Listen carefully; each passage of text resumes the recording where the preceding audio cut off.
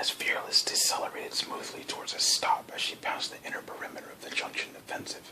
She was just under 1 day out of Manticore orbit, and Manticore Systems GO primary and its G2 companion were dim behind her, reduced to 2 more stars amid millions, for the junction lay almost 7 light hours from them. The duty watch manned their stations alertly, and a stranger on Fearless's bridge might not have recognized the air of gloom which clung to them. But a stranger, on her thought, reaching up to rub Nimitz' jaw absently, wouldn't have lived with these people for weeks now. A stranger wouldn't recognize their humiliation at being condemned to Basilisk Station, or the way they've withdrawn even deeper into their shells until the duties they performed were all they really had in common with their captain. She leaned back, hiding her desire to sigh sadly behind her calm face, and watched the tactical display. Fearless's projected vector stretched across it, terminating right on the half-light-second outbound departure threshold of the junction. The light cruiser's green bead tracked steadily down the thin line, threading its way through the mammoth defensive, and even in her own depression, Honor felt a familiar tingle at the firepower ringing the invisible doorway between the stars. The smallest fortress out there massed close to 16 million tons, twice as much as a super dreadnought, and its weapon-to-mass ratio was far higher. The forts weren't hyper-capable, for they used mass a warship might have devoted to its hyper-generators and Warshawski sails to pack in still more firepower, but they were far more than immobile weapons or platforms. They had to be. Each of those forts maintained a standby battle watch in the 360-degree sidewall bubble at all times, but no one at this end of the junction could know anyone was coming through until it had arrived, and no one could remain eternally vigilant. Thus a sneak attack from, say, Trevor's Star would have always had the advantage of surprise. The attacker would arrive ready for battle, already seeking out targets for his weapons, while the defenders were still reacting to his arrival in their midst. That was why the no-defensive planner placed his permanent defensive closer than 500,000 kilometers or so to the junction. If a hostile task force emerged within energy weapon frames of the defenses, those defenses would be destroyed before they could reply. But ships transiting a wormhole junction arrived with a normal space velocity of barely a few dozen kilometers per second, far too little for his high-speed attack run. With the closest fort so far from him and too little spread for a quick and run into energy weapon range, any attacker must rely on missiles, and even impeller-drive missiles would require almost 35 seconds to reach them. Thus, the fort's duty watchers, in theory at least, had time to reach full readiness while the weapons accelerated towards them. In practice, Honor suspected, most of them would still be coming online when the missiles arrived, which was why their point defense, unlike their offensive weapons, was designated for emergency computer override even in peacetime. In time of war, the forts would be augmented by thickly seated remote laser platforms, old-fashioned bomb-pump laser satellites, much closer in and programmed to automatically engage anything not positively identified as friendly, but such measures were never used in peacetime. Accidents could always happen, and the accidental destruction of a passenger liner whose IFF wasn't recognized could be embarrassing, to say the very least. An attacker would still have sufficient surprise advantage for his energy batteries to kill a lot of satellites before they could respond, but enough of them would survive to handle him very roughly indeed. Nonetheless, heavy losses could be anticipated in the inner fortress ring under the best possible circumstances, so the forts in the outer rings had to be able to move to fill in the gaps in mass upon an attacker. Their maximum acceleration rates were low, well under 100 gravities, but their initial positions had been very carefully planned. Their acceleration would be enough to intercept attacking forces headed in system, and their engines were sufficiently powerful to generate impeller wedges and sidewalls to protect them. nor was the threat of wormhole assault the only reason for those forts. For the 23.5 hours Fearless had required to reach the junctions underscored another defensive problem. Both wormholes and stars had hyperlimits within which no ship could enter or leave hyper. For junctions, the limit was less than 100 kilometers. For a GO star, it was 22 light minutes, but any wormhole terminus and the star with which it was associated created a roughly cone-shaped volume of mutual interference, lethal to any ship passing through it in hyperspace-lowered bands. The danger volume wasn't perfectly cone-shaped, and each wormhole and star created its own unique threat zone, which generally threw off spurs about the wormhole itself. Because the Manticore system was a binary, with danger volumes for each star, the junction's closed areas were much more complicated than most, but there were always clear zones around the outer perimeters of any wormholes, gaps through which a wormhole could be approached from hyper, which meant that while a defensive fleet stationed in orbit around Manticore or Griffin would require a full day to reach the junction through in-space, an assault from outside the system could, in theory at least, drop out of hyper right on top of the junction and already shooting. In fact, it was less simple than that. Cutting a translation out of hyper that close was virtually impossible, so the attackers would almost certainly have to maneuver in space to get into attack range, which should give the forts time to detect them and, using their mobility, redeploy to meet their attack. Yet, for all their numbers, firepower, and mobility, the fortresses were too weak to stop a worst-case multiple transit attack by an opponent as powerful as the Havenite Navy. And that, she told herself moodily as Fearless killed the last of her speed and slid to a halt, was the real reason Manticore had annexed Basilisk in the first place. The central nexus was the key to any wormhole junction. Ships would transit from the central nexus to any secondary terminus, and from any secondary terminus to the central nexus, but they could not transit directly from one secondary terminus to another. Economically, that gave Manticore a tremendous advantage, even against someone who might control 2 or more of the Manticore junction termini. Militarily, the reverse was true. There was an inviolable ceiling, varying somewhat from junction to junction, on the maximum tonnage which could transit a wormhole junction terminus simultaneously. In Manticore's case, it lay in the region of 200 million tons, which set the upper limit on any assault wave the RMN could dispatch to any single junction terminus. Yet each use of a given terminus-to-terminus route created a transit window, a temporary destabilization of the route for a period proportionate to the square of the mass making transit. A single 4 million ton freighter's transit window was a bare 25 seconds, but a 200 million ton assault wave would shut down its route for over 17 hours, during which it could neither receive reinforcements nor retreat whence it had come. Which meant, of course, that if an attacker chose to use a large assault wave, he'd better be absolutely certain that wave was nasty enough to win. But if the attacker controlled more than a single secondary terminus, he could send the same tonnage to the central nexus through each of them, without worrying about transit windows, since none of them would use exactly the same route. Choreographing such an assault would require meticulous planning and synchronization, not an easy matter for fleets hundreds of light years apart, however good the staff worked. Yet if it could be pulled off, it would allow an attack at such strength no conceivable fortifications could stop it. Not even Manticore's honor thought as Fearless slowed to rest relative to the junction.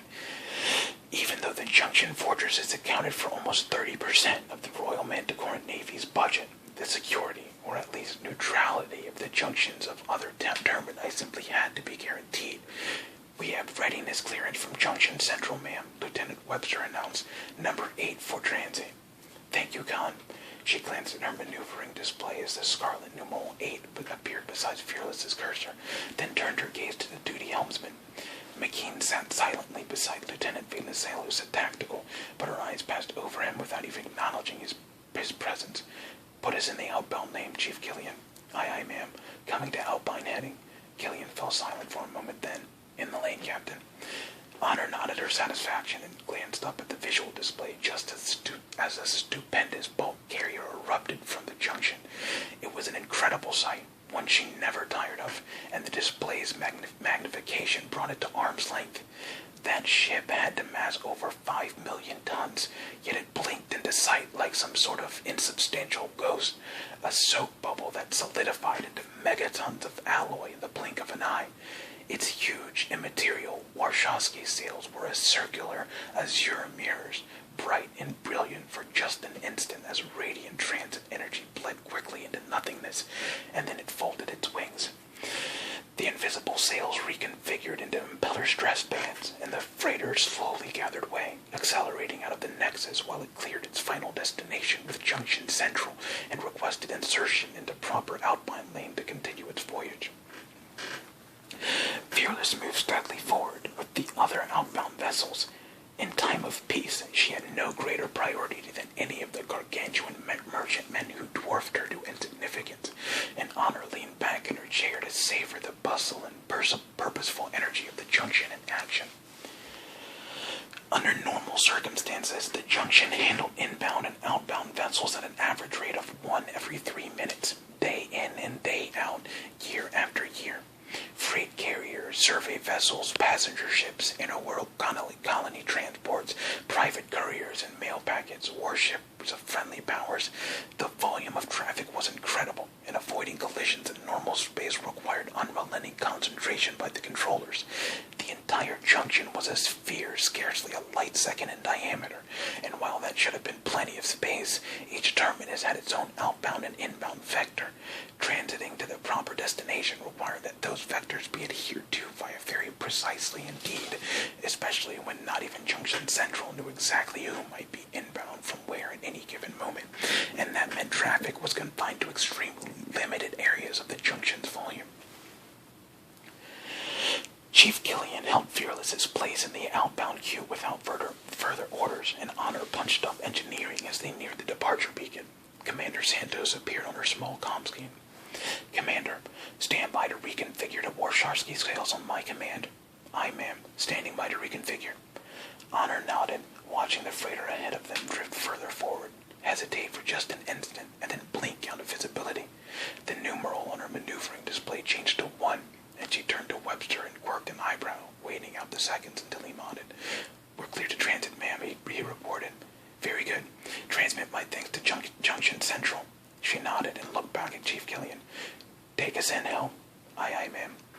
Fearless drifted forward at a mere 20 gravities acceleration, aligning herself perfectly on the invisible rails of the junction, and Honor watched her display intently. Thank God for computers. If she'd had to work out the math for this sort of thing, she'd probably have cut her own throat years ago. But computers didn't mind if the person using them was a mathematical idiot. All they needed was the right input, and, unlike certain academy instructors she could name, they didn't wait with exaggerated patience until they got it either. Fearless's light glowed flash bright green as the cruiser settled into exact position, and Honor nodded to Santos. Rig foresail for transit. Aye, aye, ma'am. Rigging foresail now. No observer would have noted any visible change in the cruiser, but Honor's instrumentation told the tale as Fearless's impeller wedge dropped abruptly to half strength. Her forward nodes no longer generated their proportion of the normal space stress bands. Instead, they had reconfigured to produce a circular disk of focused gravitation that extended for over 300 kilometers in every direction from the cruiser's hull. The Warshawski sail, useless in normal space, was the secret of hypertravel, and the junction was simply a focused funnel of hyperspace, like the eye of a hurricane, frozen forever in normal space terms. Stand by to rig aftersail on my mark, Honor murmured, as Fearless continued to creep forward under the power of her aft impellers alone. A new readout flickered to life, and she watched its numerals dance steadily upward as the foresail moved deeper and deeper into the junction. There was a safety margin of almost 15 seconds either way, but no captain wanted to look sloppy in a maneuver like this, and the twinkling numbers crossed the threshold. The foresail was now drawing sufficient power from the tortured grav waves twisting eternally through the junction to provide movement, and she nodded sharply to Santos. Rig aftersail now, she said crisply. Rigging aftersail, the engineer replied, and Fearless twitched a second, Warsharsky's sail sprang to life at the far end of her hull from the first. Honor watched Chief Gillian closely, for the transition from impeller to sail was one of the trickiest maneuvers a coxswain had to deal with, but the diminutive CPO didn't even blink. His hands and fingers moved with complete confidence, channeling the cruiser through the conversion with barely a quiver. She noted his competence with satisfaction, then turned her attention back to the maneuvering displays as Fearless gathered still more forward way. Gillian held her rock steady, and Honor blinked as the first familiar wave of queasiness assailed her. Very few people ever really adjusted to the indescribable sensation of crossing the wall between in-space and hyperspace, and it was worse in a junction transit, for the gradient was far steeper. By the same token, however, it was over sooner, and she reminded herself, and concentrated on looking unbothered as the rippling nausea grew stronger. The maneuvering display blinked again, and then, for an instant no chronometer or human sense could measure, HMS Fearless ceased to exist. One moment she was here, in Manticore space. The next she was there, 600 light minutes from the star named Basilisk, just over 210 light years distant in Einsteinian space. And Honor swallowed in relief as her nausea vanished, disappearing with the transient energy radiating from Fearless's sails. Transient complete, Chief Gillian reported. Thank you, Helm. That was well executed. Honor replied, but most of her attention was back on the sail interface readout, watching the numbers spiral downward even more rapidly than they had risen. Engineering, reconfigure to impeller. Aye, ma'am, reconfiguring to impeller now. Fearless folded her sails back into her impeller web and moved forward more rapidly, accelerating steadily down the Basilisk outbound traffic lane, and Honor gave an inner nod of satisfaction. Ship handling was one of the very few areas in which she never questioned her own competence, and the routine maneuver had gone as smoothly as even she could have asked for. She hoped that might be a sign for the future. The light codes were far sparser in the tactical display than they had been in Manticore, she noted.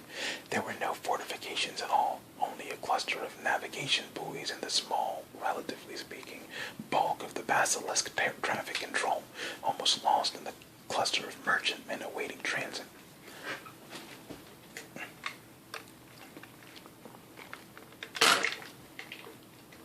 Calm. Notify Basilisk control of our arrival and request instructions. Aye, aye, ma'am, Webster replied, and Honor leaned back and laid her forearms along the command chair's armrests. They were here. They'd hit rock bottom, for no less appealing assignment could have been devised, but perhaps she can turn that into an asset. Surely they had nowhere to go but up, and for all its indignity, Basilisk Station should give them time to put the disastrous maneuvers behind them and settle down into the sort of ship's company she'd envisioned from the start. She felt Nimitz's tail steal around her throat and hoped she wasn't just whistling in the dark. Message from Basilisk Control, Captain. Honor twitched herself up out of her thoughts and gestured for Webster to continue. We are instructed to proceed to Medusa's orbit to rendezvous with the Pickett's senior officer aboard HMS Warlock, ma'am. Thank you. Honor managed to keep any trace of derision out of her response, but Fearless had held her initial parking position 2 light seconds for the terminus for almost 40 minutes. In total, she'd been in Basilisk space for over 53 minutes, which seemed to indicate some pretty sloppy message traffic management aboard Basilisk Control. Fearless's routing instructions must have transmitted to control well before her arrival, given the current 10-hour-plus transmission lag between the terminus and Medusa, Basilisk's single habitable planet. The fact that control had required the next best thing to an hour just to find them did not, she thought, argue well for its efficiency in other matters. Thank them for the information, she went on after a moment, and then turned her chair to face Lieutenant Stromboli. Do you have a course for Medusa, Lieutenant? No, ma'am. The beefy lieutenant flushed under her steady regard, then became very busy, plugging fingers into his console. She waited patiently, though he should have worked up the heading for Medusa almost by leap reflex, as that was obviously their most probable destination, and on the bounce Astrogator tried to anticipate his captain's needs without prompting, and Stromboli's flush showed his own awareness of that. He bit his lip as he concentrated on his panel, and his eyes refused to meet her while he worked, as if he expected her to bite his head off at any moment. She didn't. If one of her she would have attended to it in private, just as she made it a point to deliver praise in public. Surely they ought to be figuring that much out by now. She bit off another sigh and refrained from tapping her toe on the deck. Course at 087 by 011 at 400 gravities, with turnover at 15.07 hours, ma'am, Stromboli announced finally. Thank you, Lieutenant, she said. Honor said bravely, and he flushed more doggedly yet. No need for reprimand there, she decided. Stromboli was unlikely to embarrass himself that way a second time. She glanced at Killian. Make it so, Hel. Aye, ma'am. Counting to 087011, acceleration 400 gravities. Killian replied in a deadpan voice, and Fearless swung onto her new heading and began accelerating. The silence on her bridge was uncomfortable, like that of school children caught out on a pop quiz by a new teacher. Punch up Warlock, please, Tactical. Let's find out who our senior officer is, Honor said, more to break the uneasy quiet than for any other reason. Though, now that she thought about it, Basilisk Control should have passed that information along already. More sloppiness. Maybe it was a side effect of being banished here, but she certainly intended to see to it wasn't allowed to infect her ship as well. She was reaching for the insulated cup of cocoa in her armrest beverage when Venizelos reported. Here it is, ma'am. HMS Warlock, cruiser, CA-277, 300 kilotons. She's a Star Knight class. Captain Lord Pavel Young, commanding. Honor's hand froze 3 centimeters from her cup, then continued its progress. It was a tiny hesitation, no more than a second in length, but Commander McKean looked up sharply, and his eyes narrowed at her expression. It was a subtle thing, more sense than seem. An infinitesimal tightening of her lips, the ridges of her sharply defined cheekbones stood out for just an instant, and her nostrils flared. That was all. But the tree cat on the back of her shell rose to his full height, ears flat, lid curled back, the bare needle-tipped fangs, and his true hands tensed to show a half centimeter of curved white claw. Thank you, Lieutenant. Harrington's voice was as courteous and level as ever, but there was something in it, an uneasiness, a cold bitterness at odds with this maddeningly self-possessed captain. He watched her sip her cocoa and replace the cup neatly, and his mind raced as he tried to recall if he'd ever heard of Lord Pavel Young. Nothing came to him, and he bit the inside of his lip.